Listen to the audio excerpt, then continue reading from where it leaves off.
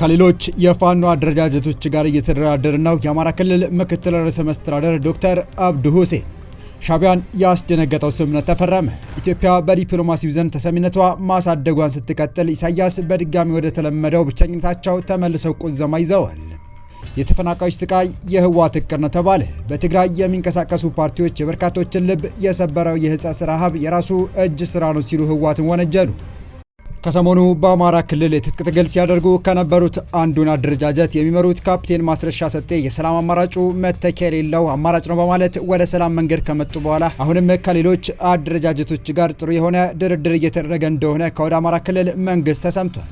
የአማራ ክልል ምክትል ርዕሰ መስተዳድር ዶክተር አብዱ ሁሴን በቅርቡ ከሌሎች አደረጃጀቶች ጋር ሰላም አውርደን ክልሉን ወደ ሙሉ ሰላም ለመመለስ እንሰራለን የሚል መልእክታቸውን አንጸባርቀዋል።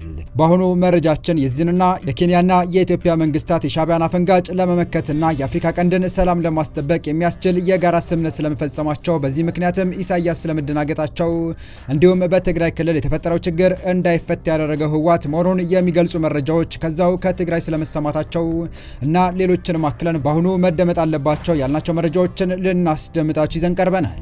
ሰላም ውድ የሁሉ ዴይሊ ቤተሰቦች እንደምን አላችሁ? ቻናሉን ሰብስክራይብ፣ ላይክ፣ ሼር ያደረጋችሁ እስከ መረጃዎቻችን ፍጻሜ አብራችሁን ቆዩ።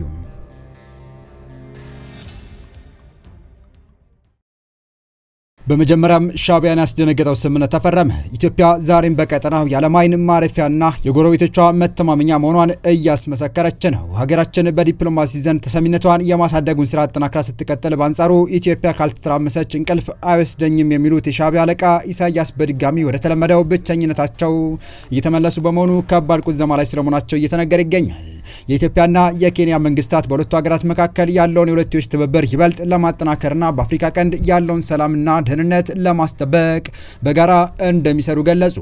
የኬንያ ፕሬዝዳንት ዊሊያም ሩቶ በአዲስ አበባ ባደረጉት ጉብኝት ከጠቅላይ ሚኒስትር አብይ አህመድ ጋር ፍሬያማ ውይይት ማድረጋቸውን በኢንስታግራም ገጻቸው ላይ አስተዋውቀዋል። በውይይቱም ወቅት ሁለቱ መሪዎች ለቀጠናው መረጋጋት፣ ለውይይትና ለአፍሪካዊ ችግሮች አፍሪካዊ መፍትሄዎች በሚለው መርህ ላይ ያላቸውን ጽኑ አቋም በድጋሚ አረጋግጠዋል።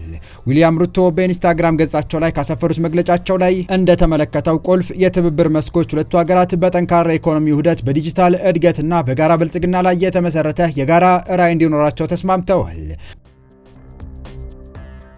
ውይይቱ ከተነሱት ዋና ዋና ጉዳዮች መካከል በሁለቱ ሀገራት ግዙፍ የቴሌኮም ተቋማት ኢትዮ ቴሌኮምና ሳፋሪኮም መካከል ስትራቴጂካዊ የጋራ ኢንቨስትመንት እድሎችን መፍጠር አንዱ ነው።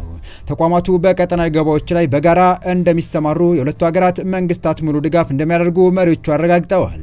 በአፍሪካ ቀንድ አስተማማኝ ሰላም እንዲሰፍንና የጸጥታ ስጋታችን በጋራ ለመከላከል የሚቻልባቸው መንገዶች ላይ መግባባት ላይ ተደርሷል። ይህ ስምምነት በምስራቅ አፍሪካ ቀዳሚ የኢኮኖሚ አቅም አላቸው ሁለቱ ሀገራት ያላቸውን ታሪካዊ ግንኙነት ወደ ላቀ ደረጃ እንደሚያሸጋግረው ተመላክቷል።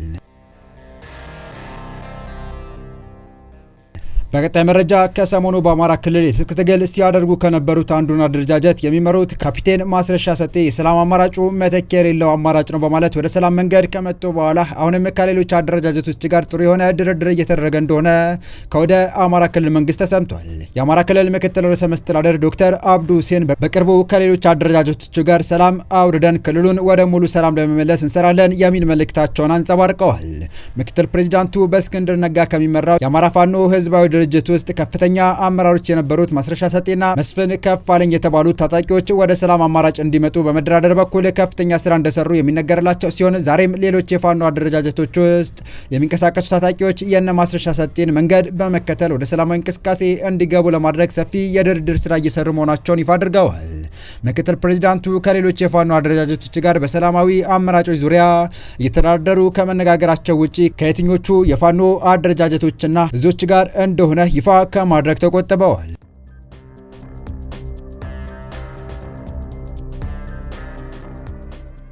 በቀጣይ ትነጉሌም ጦርነት መለኮስ ሲያስብና ዓለም አቀፍ ትኩረት ሲያስፈልገው ሰው ሰራሽ ራብ ይፈጥራል በክልሉ የሚንቀሳቀሱ ፓርቲዎች። ትነግ ህጻጽ የሰፈሩ ተፈናቃዮችን በራብ መጎዳታቸው የሚያሳይ መረጃ መውጣቱን ተከትሎ ሳምንታዊ መልእክት በሚል ባወጣው መግለጫ ትግስቴ አልቋል በማለት ቃታ ሊስብ መቋመጡን ይፋ አድርጓል። የፌዴራል መንግስትን የፕሪቶሪያ ስምምነት እንደጣሰ ጠቅሶ ከዚህ በኋላ እንደማይታገዝ ያስታወቀው ትነግ የትግራይ ህዝብን በተለያዩ መንገዶች የዘር ማጥፋት ዘመቻውን ቀጥሏል በማለት ወንጅሏል። ትነግን የሚቃወሙ የክልሉ ፖለቲካ ፓርቲዎች በበኩላቸው ከተረጂ ጉሮሮ ነጥቀ የምትወስድ ለትግራይ የሚላከውን በሙሉ ሰራዊት የምትቀልብና የምትሸጥ ራስህ ራብን ሰርተህ ራስህ መልሰ የምታለቃቅስ ትግራይ መቅሰፍት ሲሉ ይከሱታል። በተጠቀሰው ቦታ በረሃብ በርካታ ዜጎች መሞታቸው የሚናገረው ትነግ ዓለም እንደዘነጋው አስታውቋል። ፓርቲዎች እንደሚሉት ደግሞ ትነግ አሁን ላይ ራሱ ፈጥሮ እያስጮኸ ያለው ረሃብ ለትግራይ ህዝብ ከመቆርቆር ሳይሆን የራቡ አጀንዳ የዓለምን ትኩረት እንዲስብና ያጣውን ድጋፍ ለማሰባሰብ ነው። የትግራይ ህዝብ ትነግ እስካልተገላገለ ድረስ የፖለቲካ ቁማር መጫወቻ ሆኖ ይቀራል የሚል ተመሳሳይ አቋም የያዙት 3 ፓርቲዎች አዲስ ሪፖርተር አናግሯቸዋል። የትነግ የተለያዩ ባለስልጣናት ለማካተት የተደረገው ሙከራ አልተሳካም። የክልሉ ጊዜያዊ አስተዳደር የመሩት ቡድን አዲስ አበባ በመምጣት ኤምባሲዎችን፣ የተለያዩ የፌዴራል ተቋማት ባለስልጣናትን ያነጋገሩ ሲሆን ጠቅላይ ሚኒስትር አብይ ታደሰ ወረደን ማነጋገራቸው አይዘነጋም።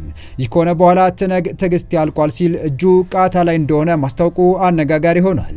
የትግራይ ክልል በጦርነትና በሰላም መሀል ባለ ግራ መጋባት ውስጥ እያለ የክልሉን ህዝብ ወካዮች ነን የሚሉ የፖለቲካ ፓርቲዎች ትነግ በህዝቡ ላይ እየፈጸመ ያለውን የሰብአዊ ቀውስና ስቃይ በተመለከተ ቆመው ተናገሩ። በክልሉ ውስጥ የሚንቀሳቀሱት ሳልሳይ ወያነ፣ ባይቶናና ስምረት የተባሉ ፓርቲዎች እንደሚሉት ከሆነ ትነግ ዓለም አቀፍ ትኩረትን ለመሳብና የጦርነት ነበልባልን ለመቀስቀስ ሲያስብ ሁሌም ሰው ሰራሽ ራብ ይፈጥራል። ፓርቲዎቹ በግልጽ እንደገለጹት የትግራይ ህዝብ ከህወሓት እስካልተገላገለ ድረስ የፖለቲካ ቁማር መጫወቻ ሆኖ ይቀራል ብለዋል። የሳልሳይ ወያነ ፓርቲ የህዝብ ግንኙነት ኃላፊ የሆኑት አቶ ብርሃን አጽበሃ ለአዲስ ሪፖርት እንደተናገሩት ትነግን የትግራይ ክልል ሰቆቃ ዋነኛ መንስኤ መሆኑን በግልጽ አስቀምጠዋል። አቶ ብርሃን እንዳሉት ትነግ ታሪካዊ አመጣጡ ከደም ጋር የተያያዘ መሆኑን አሁንም የተጠቀመበት መንገድ ሁሌም በህዝብ ደም የመቆመር ስልት ነው። የዛሬ 3 ዓመት ትነግ በተመሳሳይ መልኩ በክልሉ ከባድ ራብ መከሰቱን በመግለጽ በኢትዮጵያ መንግስት ላይ የውጭ ኃይሎች ጫና እንዲያሳድሩ ካደረገ በኋላ ጦርነት መቀስቀሱንም አንስተዋል። የድርጊት የትነግ ተፈጥሮ ያሳያል ያሉት አቶ ብርሃነ ትነግ በታሪክ ሂደት የትግራይን ህዝብ የራሱን ስልጣን ማስጠበቂያ ወታደራዊ ጋሻ አድርጎ ሲጠቀምበት ኖሯል። በ1980ዎቹ የመጨረሻና ከዚያም በኋላ ትነግ ያካሄዳቸው በርካታ ውጊያዎች የትግራይን ወጣት ትውልድ ገብሮ ነው በማለት የፓርቲውን ግፍ በዝርዝር አብራርተዋል። አሁንም ቢሆን የጦር መሳሪያ ለመግዛት በሚል ሰበብ ከተፈናቃዮችና በችግር ላይ ካሉ ዜጎች ገንዘብ እንደሚቀበል አቶ ብርሃነ ጠቁመዋል። ይህንና ሌሎች መሰል ተግባሮች ከህዝብ ስቃይ በላይ ለቡድን የስልጣን ጥም ቅድሚያ እንደሚሰጥ የሚያሳይ እንደሆነም ገልጸዋል። ከትግራይ የሚወጡ መረጃዎች እንደሚጠቁሙት ረሃብ የገባበት ህጻስ ብቻ ሳይሆን ተፈናቃዮች ባሉባቸው አካባቢዎች ትነግ በግድ መዋጮ ይሰበስባል። በአንድ ሰው የሚሰጠውን 15 ኪሎ ስንዴ ለትነግ ማጠናከሪያና ለሰራዊት ቀለብ በሚል 5 ኪሎ እየቀነሰ ይወስዳል። አንሰጥም የሚሉ ካሉ ከስንዴ እርዳታ ፕሮግራም ያስወጣቸዋል። መመለስ ከፈለጉና እርዳታ ማግኘት ከፈለጉ በአደባባይ ግለ ሂዝ ያደርጋሉ፣ ይቅርታ ይጠይቃሉ። በዚህ መልኩ ከተረጂዎች ጉሮሮ የሚነጥቅ ድርጅት ነው ረሃብ ገባ ብሎ የሚጮኸው። ፓርቲዎች ቃል በቃል ጉዳዩን ባይዘረዝሩትም ረሃቡ ራሱን ፈጥሮ ራሱ የጦርነት መለኮሻና የዓለም አቀፍ ተቋማት ሚዲያዎች ድጋፍ ማሰባሰቢያ የሚያደርገው ሲሉ ድርጅቱ ከትግራይ ህዝብ ጫንቃ ላይ ሊወርድ እንደሚገባ የሚጠቁሙት ትነግ የትግራይ ህዝብ በእንባና በሰቆቃ ጠልፎ ያጣውን ተቀባይነት ለመመለስና ለፖለቲካዊ ዓላማ ማዋል ማቆም አለበት በማለት ጦርነት አማራጭ እንዳልሆነ ያመለከቱት አቶ ብርሃነ የትግራይ ህዝብ ከትነግ ተላቆ በሰላም ለመኖር የራሱን እድል በራሱ መወሰን እንደሚገባው አስታውቀዋል። ከታሪክ ማህደር መዝገብ በመነሳት ትነግ የትግራይን ህዝብ ለስልጣን ጥሙ ሲል ረሃብን እንደ ጦር መሳሪያ ተጠቅሞ ያሰቃየበት ግፍ እጅግ አሳዛኝና የሰውን ልብ የሚነካ መሆኑን አስታውሰዋል። ኃላፊው እንዳነሱት ትነግ ዓለም አቀፍ ትኩረት ለመሳብና ጦርነት ለመቀስቀስ ሲፈልግ ሁሌ ሰው ሰራሽ ረሃብን የመፍጠር ልምድ አለው። ይህ አሳፋሪ ድርጊት በበርካታ ጊዜያት ተደጋግሟል ብለዋል። የ1984ቱ ታላቅ ረሃብ የትግራይንና የኢትዮጵያን ህዝብ ከፍተኛ ሰቆቃ የጣለበት ወቅት ነበር ብለዋል። በወቅቱ ትነግ በክልሉ ውስጥ ያለውን የሰብአዊ እርዳታ አቅርቦት በመቆጣጠር ረሃብተኛውን ህዝብ ከመርዳት ይልቅ ለጦርነት ዓላማ ሲጠቀምበት ኖሯል። ከረሃብ አደጋ ለመዳን የመጣውን ስንቅ ለራሱ ታጋዮች ወታደራዊ ፍላጎቶች አውሎታል። ይህም በመቶ ሺዎች የሚቆጠሩ ንጹሃን ዜጎች በረሃብ እንዲያልቁ ምክንያት ሆኗል ሲሉ ጠቁመዋል። በአሁኑ ወቅት በጦርነት ሳቢያ በተፈጠረው ቀውስ ምክንያት በሺዎች የሚቆጠሩ የትግራይ ህዝብ ተፈናቅሎ በከባድ የረሃብና የሰብአዊ ቀውስ ውስጥ ይገኛል።